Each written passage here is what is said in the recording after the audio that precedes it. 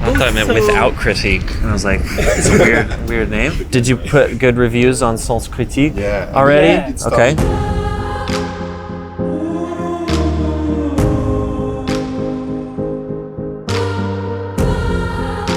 I guess that was one of the appeals of making a multiverse movie to us, is that we'd get to make a little bit of all our favorite kinds of movies, and we didn't have to choose.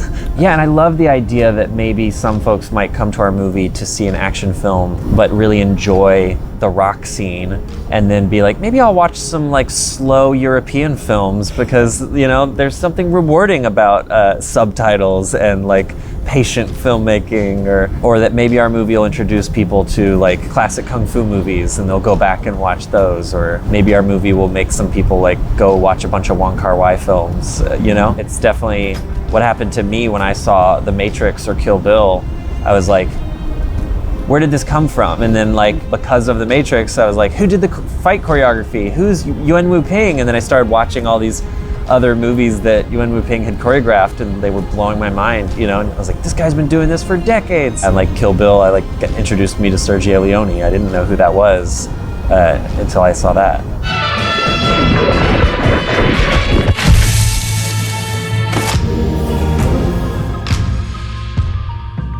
Yeah, they're awful. They're just divas. They were mean to me. I would never work, no. It was surprisingly easy to convince Michelle. We wrote the script. We were like, no one else could play this part. I hope she likes it. And then I think she immediately recognized that like she would do a good job and that she hadn't gotten to play a part like this. And so then she was excited and very quickly agreed to do it, which then made the whole movie possible. And she was so sweet. She like was really wonderful to work with, like very hardworking and funny, you know? Like we thought maybe she'd be a little bit more, in real life, more like the mom from Crazy Rich Asians, you know? Like a kind of scary character. And she's so sweet and vulnerable and funny, and she made me look good. She's very easy to direct. And then Jamie is hilarious. She told us, she's like, I'll do this movie because I want to work with Michelle Yeoh. She was like, I don't get the script, but I want to work with Michelle Yeoh. And we're like, we'll take it, great, come on board. But then she like threw herself into it and was like the funniest person. And like, she shows up early every day to set, like hours early. And so she'll just be wandering around in costume. Yeah, like, and we're like, we don't need Jamie until like 11 a.m. And she's like, just excited to be there. Yeah, she's funny. I had never seen Yes Madam, which was like her breakout kung fu movie. And it's like her and this other lady, and she does her own stunts, and it's bonkers and very dangerous looking. But, you know, growing up, I had seen Super Cop and Crouching Tiger, Hidden Dragon, which are great. So, you know, rewatch those. Oh yeah, Wing Chun. Yeah. Right, the tofu fight scene is unbelievable. Yeah, that's a great one.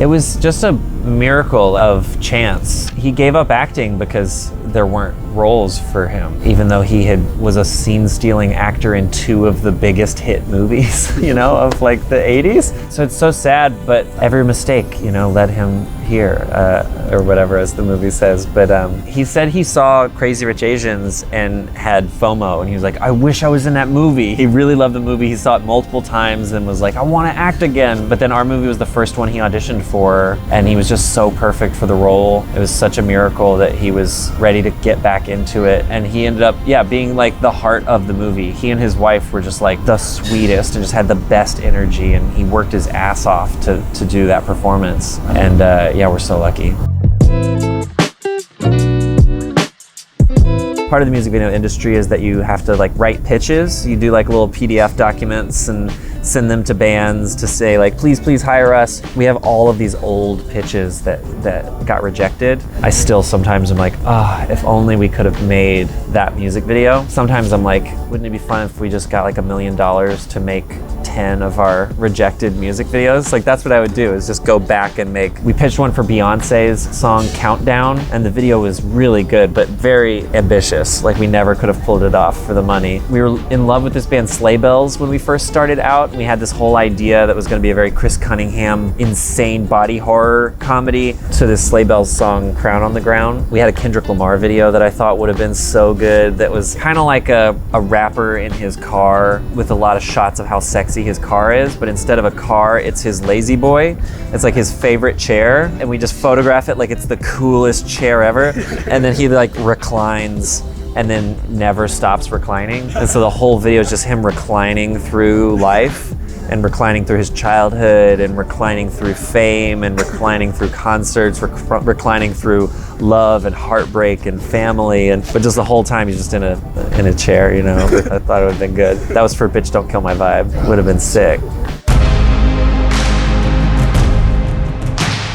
I think because we come from music videos, like one of the quickest ways for us to get on the same page is to find a song that we agree sounds right for a scene, you know? And then we'll be like, oh yeah, then maybe this is how it'll work, you know? So Dan Kwan is constantly listening to music when he's writing. He built a playlist while he was writing on this movie that is like, I think it's like 14 hours of music. But then there's another playlist that was like, 45 minutes that's just the key songs that were like, oh, that song for this scene, you know? So we found that folk song that plays in the sign spinner fight years before we shot the movie, and we always envisioned that song in that scene. It's similar with Claire de Lune. We were always like, maybe it'll be Claire de Lune in that scene? I don't know. And while he was making that playlist was when we kind of fell in love with Sun Lux. They were dream collaborators.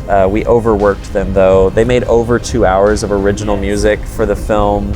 Sometimes we had to make multiple songs per scene. It was a puzzle. The whole movie is almost a musical. There's just so much music. And there's gonna be a really cool vinyl that's gonna get announced sometime soon that's gonna be really gorgeous. Yeah, we have a ton of stuff we wanna make, most of it together. Dan's been working on some children's books that are gonna be they're really great. We have a couple TV shows that we're helping our friends do, but the thing I'm most passionate about is figuring out our next movie. Right now we just can't decide which one. We made an Excel document and we have 10 movies in there, and we're constantly adding more, which is bad. So we'll see, but yeah, we want to keep writing and directing our own movies, which is we're so lucky that we get to do that, you know?